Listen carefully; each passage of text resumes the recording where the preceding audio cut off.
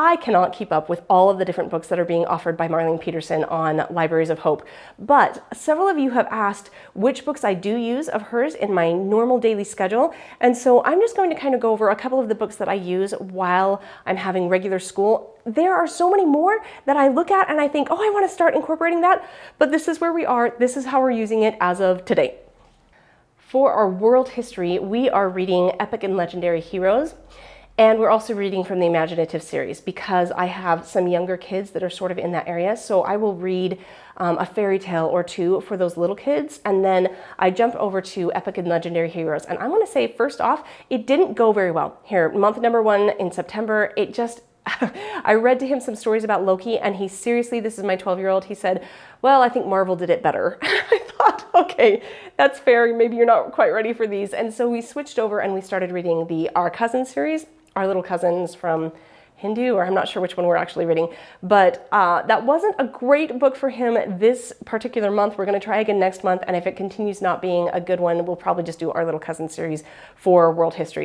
So for United States history, I am super excited that I found this book. It was just kind of sitting on my shelf and I didn't really know it was there because this is not a part of one of the series that I bought from Marlene Peterson. This is actually one of the extra ones that if you buy 5 series, then she sends you the Mother's Learning Library, and this is a part of that. And so it wasn't in my rotation and I didn't really think about it, that I owned it. And so I haven't read anything from it. But I saw this as I was trying to come up with what we're going to do for US history, and we'd already done my American Storybook, and so I thought, I need something new, and I picked this up and I thought, okay, I'll start with this, and if it doesn't work, we'll go find another book and we'll figure it out. This book has been amazing. My kids sit down and they absolutely love it. We only have to read like 14 pages a day in order to finish it this school year, and so I'm really excited. I sit down and read it to them for 30 to 45 minutes. They enjoy it. Sometimes then we'll go and do an activity out of either Pinterest that she has linked, and I have the activity books for Story of the World. And so that's where I will get a lot of the activities that support it. But the actual reading, story history, I'm getting it from this book and I love it. It is just so amazing. I'm so pleased with that.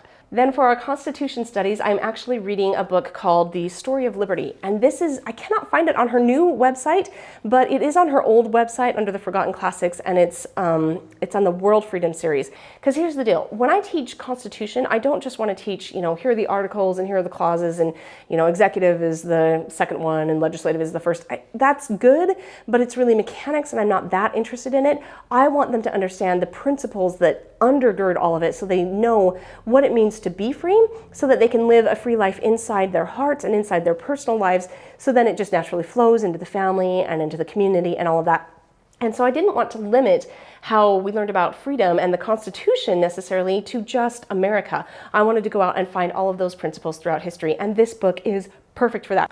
It incorporates all these different freedom-loving stories from Holland and Italy and all these different places that over time really gathered up all of these great liberty stories, and it brings them all into one place that I can read it to my kids and then say, that is what all of our liberty is based on. And really that's what all of the world's liberty is based on. So it's just a beautiful story. I'm really happy. And we only have to read 14 pages a day in order to finish it by the end of the year, same as the other book we're doing. So I'm really excited that this is bite-sized and possible. And so we read that again, 30 to 45 minutes, and that's what we do for Constitution studies. We don't even have any activities we do with that. That's it. Maybe we'll discuss it and then we'll move on.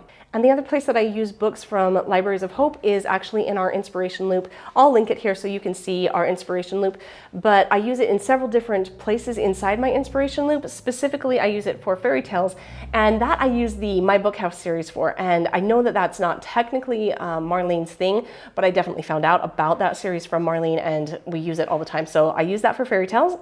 Then when I do character studies, when we get to that part of our loop, we read from the Great Lives series, and we also can read from the Stories That Teach Values. So that's another place that I will incorporate some of her books.